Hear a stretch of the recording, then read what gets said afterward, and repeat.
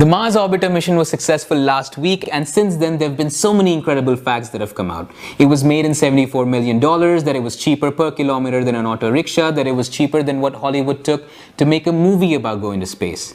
But one thing that wasn't as popular as it should be is how it was all done. It's brilliant and you should know it. See, India has launched satellites before, but Mars is 100 times further away than the moon.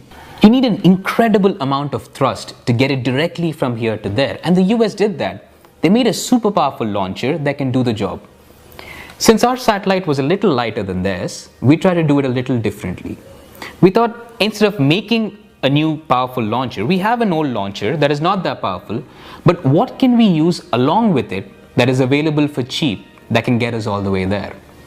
We used gravity to make it happen. Because nothing is cheaper than free. Wait, what? We use gravity to get away from the grip of gravity? That's exactly what makes it interesting. So we use something called the interplanetary slingshot to get it all the way there. We use Earth's gravity to gather speed, the Sun's gravity to travel, and then Mars's gravity to get closer to it. You beautiful, beautiful people at ISRO. And that's not even the most impressive part. The most impressive part is that the entire program was developed and built right here. Just to put that in perspective, America still uses Russian equipment. Japan tried to build their own and their mission failed. China used Russian equipment and they couldn't get off the launch pad. And young ISRO quietly did it all on its own. India is innovating. It's about time we stop talking about inventing the zeros and Aryabhatta and Vedas. India is innovating now, and you should know about it. As we speak, there are laboratories in India where there's heavy research going on in nuclear technology.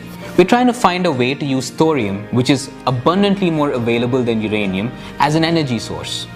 The number of papers we've submitted on this is twice as much as any other country. And we even have a plant that's scheduled to come up in 2016. That is huge because India has the highest reserves of thorium in the world. Our energy problems could be solved forever. India is innovating.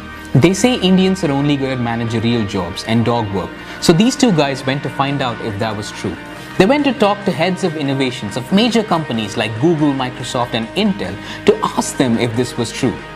As it turns out, these heads of innovations were Indians, not people of Indian origin, people who came through the same rote education system here. India is innovating. 750 multinational companies have set up their research and development offices in India. Research and development, the core of their innovation, not call centers, not data feeding, research and development. IBM has 70,000 Americans and 150,000 Indians. The number of usable patents India puts out is as much as any other country. Flights can land in zero visibility and fly without collision because of Indian patents. India is innovating. There is so much innovation happening and it's just the beginning. We can do so much more.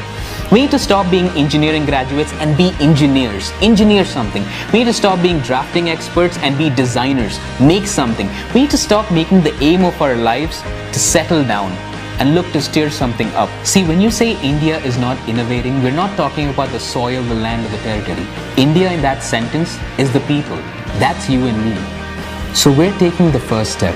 We're building a platform for innovators. We've made a page called The Makers of Things, where on a regular basis, we're looking to find and feature innovators throughout India. If you are someone who's made something interesting or know someone who's made something interesting, big, small, silly, anything, let us know so we can feature it. Right now, make sure you go to that page and make sure you make it show in your news feeds. So when people do come to talk about their innovations, let's make sure they have an audience. Actors and sportspersons have always been celebrities. For a while, let's try to make a new kind of celebrity. The inventors, the dreamers, the makers of things that keep us evolving.